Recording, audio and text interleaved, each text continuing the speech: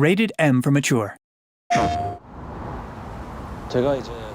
I've been making games for about 30 years.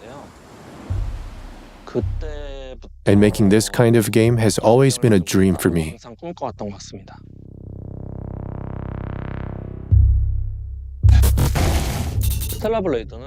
Stellar Blade has been influenced by various countries, but in particular by Korea. Korea has developed extensively over the years, with structures that had gone through cycles of construction and decay. Seeing those buildings crumble felt post-apocalyptic to me.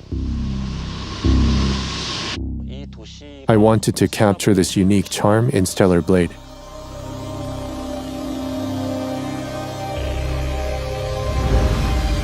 Even in the darkest times, it's always safe to bet on human survival instinct. In the game, you will encounter a city called Zion, a place frozen in time.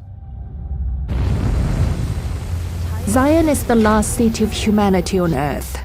Aesthetically, Zion really stands out, but I felt sympathy for the NPCs living there. They live in a very challenging and unfortunate environment. Is everyone hiding because of us?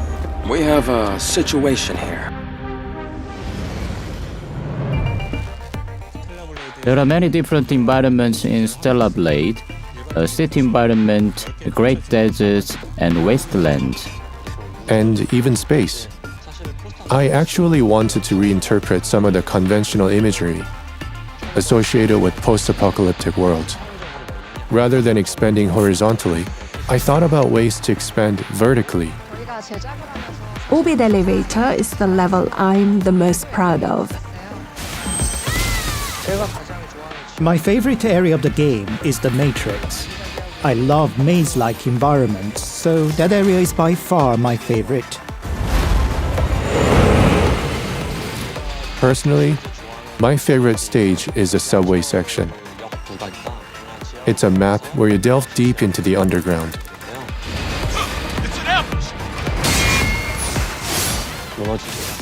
From the collapsed subway station to other precarious sections, traces of survivors, and ultimately a fateful encounter.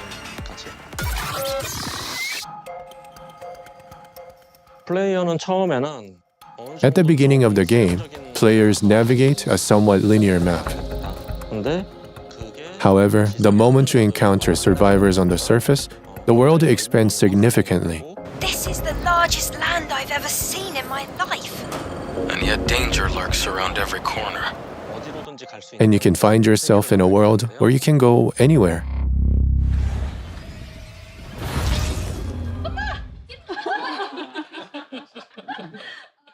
Describing Stellar Blade's sound in one word would be clang.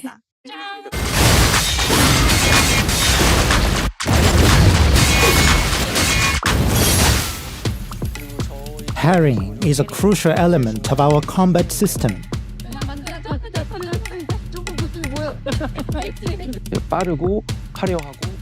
Our goal was to make a fast, colorful, and stylish combat. We were inspired by games such as God of War, Sekiro, Dark Souls, DMC, and Bayonetta. What was the blocking button? We made a huge effort to make weapon hits more impactful and make combat sequences more dynamic.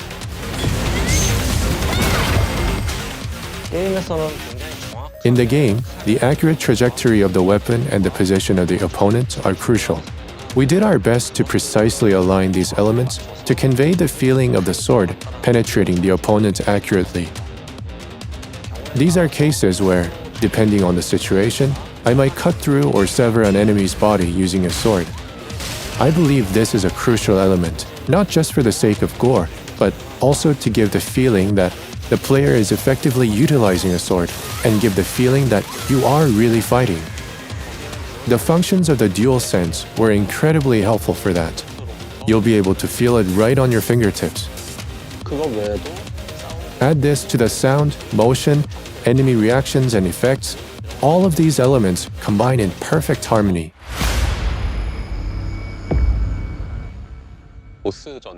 I can't wait for players to encounter the boss battles. All the excitement, all the awe,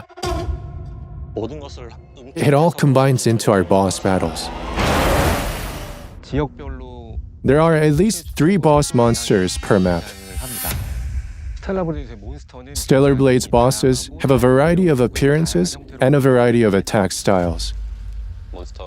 You need to figure out a monster's pattern and fight accordingly.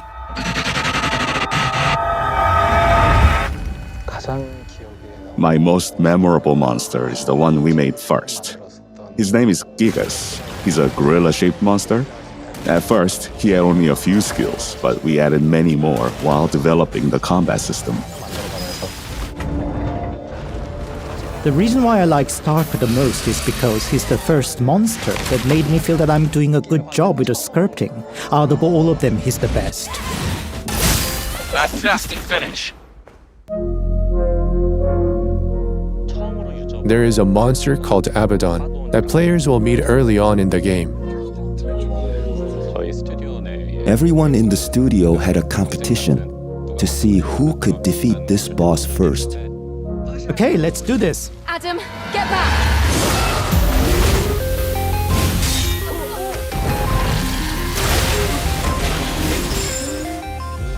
From that moment, all of us understood how to design the combat system of Stellar Blade.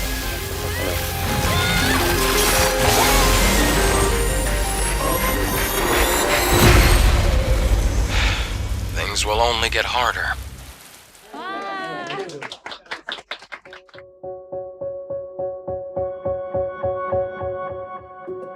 Stellar Blade is the outcome of my creative dictatorship. However, that dictatorship is quite feeble. So, everyone pretends to listen to what I say whilst creating what they want.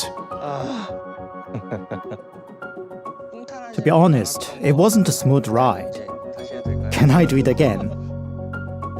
The most important thing was the communication between each other.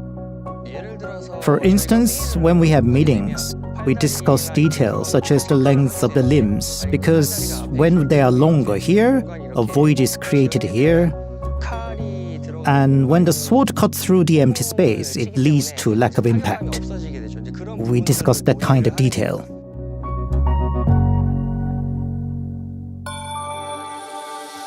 Our meeting with Sony was truly fateful.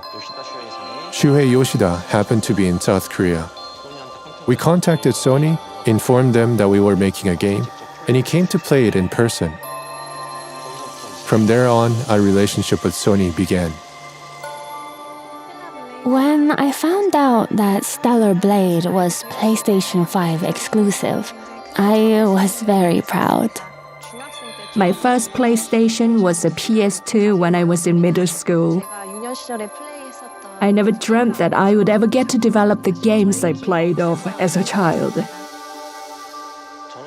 I grew up too poor to afford a gaming console, and only when I became a college student could I finally purchase PS1. I enjoyed playing games like Ridge Racer and Final Fantasy, and this ignited a strong desire in me to create games like this. In Korea, there are not many opportunities to create console games, so there is a strong desire to make good games for global users.